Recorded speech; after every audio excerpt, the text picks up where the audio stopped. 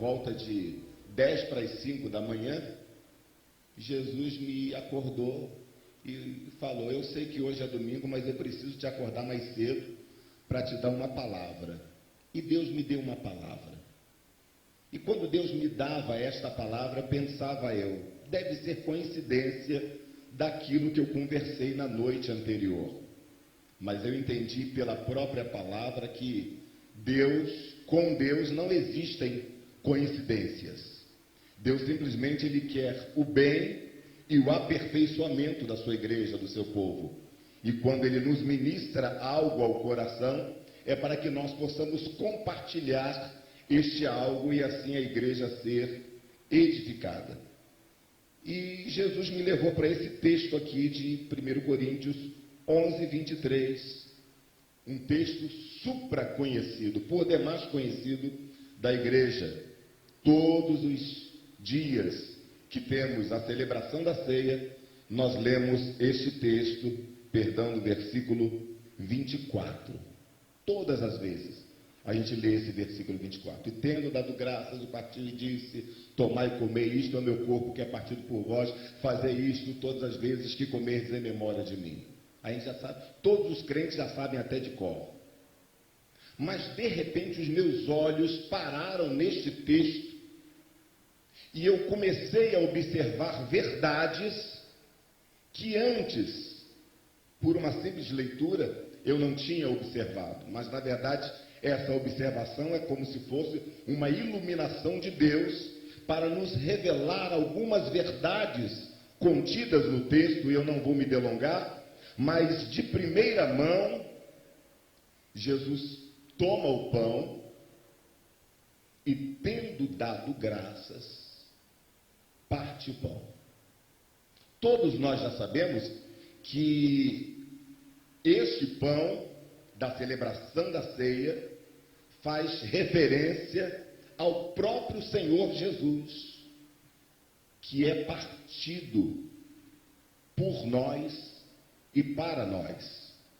Até aí tudo bem. Mas o interessante em primeira instância é que Jesus deu graças. Jesus agradeceu pelo pão que ia se partir. Considerando ainda que este pão também é um símbolo da igreja, a nossa primeira atitude em relação à igreja deve ser uma atitude de gratidão. Agradecermos a Deus pela nossa igreja, pela igreja a qual fazemos parte, pelo contexto no qual nós estamos inseridos.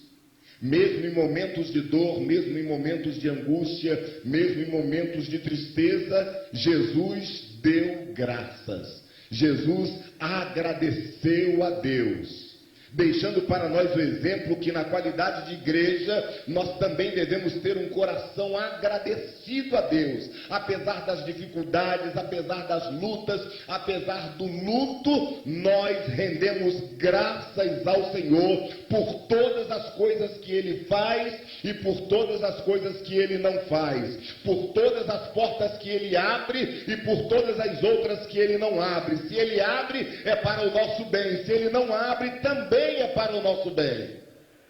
Nós agradecemos a Deus por tudo.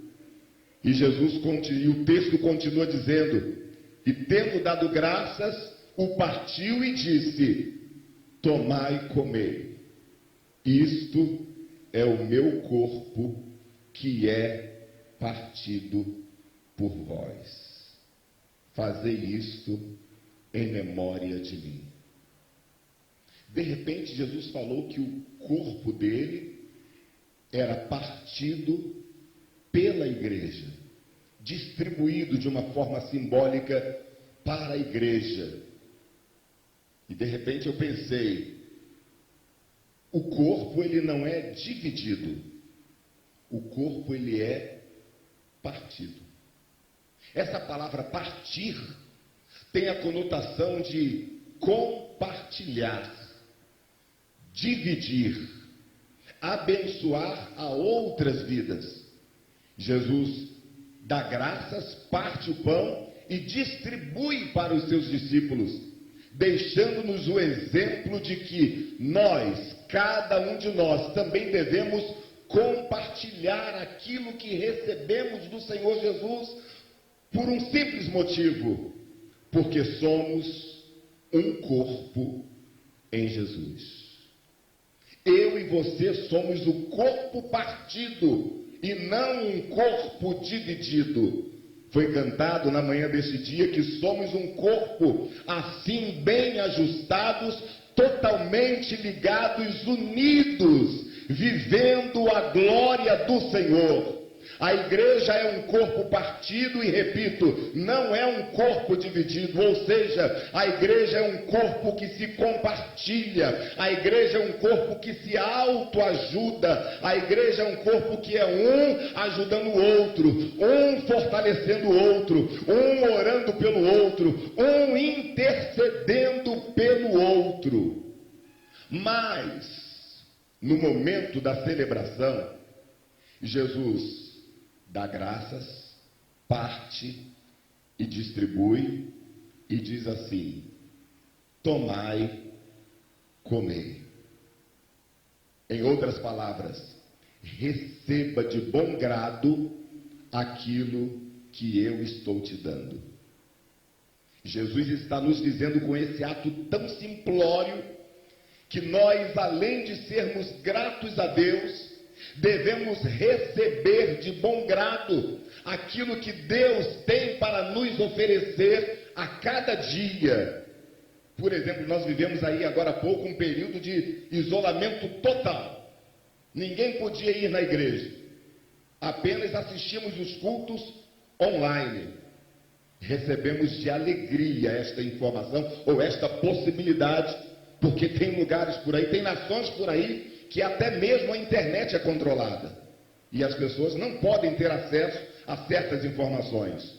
Mas nós recebemos da parte de Deus o privilégio e a possibilidade. Aí depois caminhou um pouquinho mais, a flexibilização nos chegou e foi permitido que nós pudéssemos estar aqui na igreja, com algumas restrições. Vamos receber isto também com alegria e de bom grado. Daqui a pouco, todos nós seremos liberados para estarmos aqui, adorando, glorificando, exaltando, se abraçando, apertando a mão, e vai ser uma bênção, e também receberemos de bom grado. Tudo que vem da parte de Deus, seja pela sua vontade soberana, ou seja pela sua permissão, nós devemos receber com alegria. Porque somos um corpo. E no final do texto, Jesus diz assim: fazei isto em memória de mim. A prática que nós temos aqui, os pastores partem o pão, depois os demais pastores vêm e partem os demais pedaços. Mas na época de Jesus era um pouquinho só diferente. Ele partia, dava para um discípulo aquela metade, aquele discípulo pegava só um pedacinho para si e passava aquela metade para frente. O próximo que recebia tirava um pedacinho e passava o restante da metade para frente, e assim até que chegasse no último. Essa era a prática. E nesta prática, Deus me fez ver hoje pela manhã uma verdade, muito simplória também, mas de profundo significado para nós. O pedaço que eu recebo é sempre maior que o pedaço que eu preciso. O pedaço que eu recebo é sempre menor que o pedaço que eu passo para frente. Existem irmãos e irmãs que precisam muito da graça, precisam muito da unção, precisam muito das nossas orações. E a graça de Deus, a porção de graça que recebemos, às vezes fazemos pouco uso desta porção, mas na nossa atividade espiritual, a gente ministra graça para outras vidas. E às vezes, na maioria das vezes, a graça que ministramos é muito maior do que a graça, não que a graça que recebemos, mas a graça que fazemos uso. Enfim, o que eu quero dizer com isso é que aquilo que você precisa tem que ser menor do que aquilo que você tem para oferecer. Eu vou inverter. Aquilo que você tem para oferecer tem que ser maior do que aquilo que você precisa e faz uso, porque nós somos um corpo. Tudo aquilo que Deus te dá, tudo aquilo que Deus te permite ter, tudo aquilo que Deus te permite ser, não é para apenas você se locupletar, eu digo, para você se beneficiar, mas é para que você abençoe a outras vidas. Jesus falou: olha, tomai e comei, isto é o meu corpo que é partido por vós. Mas tem um detalhe: façam isto todas as vezes que comerdes em memória de mim. Ou seja, se lembrem que eu dei de mim para vocês, e vocês precisam dar de si para a vida dos outros irmãos que necessitam, e assim todos vão ajudando a todos, todos vão compartilhando com todos, e assim o corpo vai se fortalecendo e vai sendo abençoado e vai sendo agraciado com o poder e com a unção de Deus. E de repente a gente se lembra que todo o corpo tem um comando, e o comando vem do cérebro. E em Efésios 5:23 Paulo diz que o marido é a cabeça da mulher, mas Jesus é a cabeça da igreja. Jesus é o comando, dele parte todo o comando. E um corpo, aliás, o apóstolo Paulo aqui em 1 Coríntios 11, quando ele começa a falar da ceia e fala: esse é o meu corpo que é partido por vós, de repente, quando acaba esse texto, Paulo fala dos dons espirituais, e vai falando das categorias, das 3 categorias, dos 9 dons, e depois dos dons espirituais, Paulo fala do corpo, dizendo que tudo isto que Jesus fez, tanto dando-nos o exemplo, quanto nos distribuindo os dons espirituais, é para que o corpo cresça, é para que o corpo se fortaleça. Nós somos o corpo de Cristo, e como corpo nós temos a obrigação de abençoar os nossos outros irmãos que precisam, seja de uma ajuda financeira, seja de uma ajuda psicológica, seja de um conselho, seja de uma oração, seja de uma cobertura espiritual. Nós somos um corpo que precisamos interagir com os demais membros. E nesse texto Paulo nos diz que nem todo mundo é mão, nem todo mundo é pé, nem todo mundo é olho, nem todo mundo é orelha. É cada órgão, cada membro tem uma função específica, porém todos os membros trabalham em função do corpo. E meditando sobre isso, eu pensei, por exemplo, nas minhas mãos. Enquanto eu estou falando, a minha mão está gesticulando, e nesta gesticulação, os irmãos entendem a mensagem que eu preciso transmitir. A mão faz parte do corpo, a mão está interagindo com o corpo para que as pessoas entendam a comunicação da mensagem. A mão foi feita para pegar, para apalpar, para agarrar, mas neste momento ela está exercendo um segundo papel, que é gesticular para que toda a igreja entenda. Assim é a igreja de Cristo como corpo. Às vezes você é a mão para pegar algo, às vezes você é a mão para articular as mensagens e os vaticínios de Deus. Às vezes nós somos usados por Deus em várias áreas da nossa vida, para que o corpo possa caminhar, para que o corpo da igreja possa se expressar, para que o corpo da igreja possa crescer. Eu e você somos o corpo da igreja, eu e você somos o corpo de Cristo, que estamos irmanados para aperfeiçoamento da igreja do Senhor.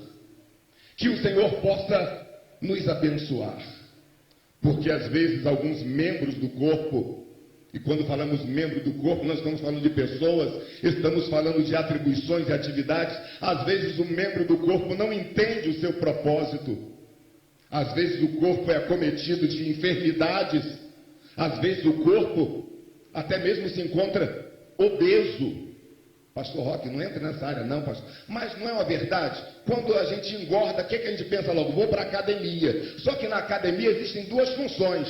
Ou você perde massa gorda, ou você adquire massa magra. Se você chegar na academia gordo e quiser fazer musculação, você vai ganhar mais peso e não vai ficar conformado. Você tem que entrar na academia para primeiro perder a massa gorda. Aí depois que você começa a emagrecer, aí você começa a treinar os seus músculos para ganhar massa magra. Infelizmente, espiritualmente falando, muitas igrejas estão debilitadas, estão com anemia, porque não possuem uma alimentação, não possuem um regime alimentar espiritual, até entram numa academia, até tem alimentação, mas uma coisa é comer e outra coisa é se alimentar. Tem muita gente comendo muito, mas se alimentando pouco. Mas a igreja de Jesus, ela não apenas come espiritualmente, a igreja de Jesus, ela se alimenta. A igreja de Jesus, ela entra na academia espiritual, não é apenas para ganhar musculatura, mas é para perder os seus excessos,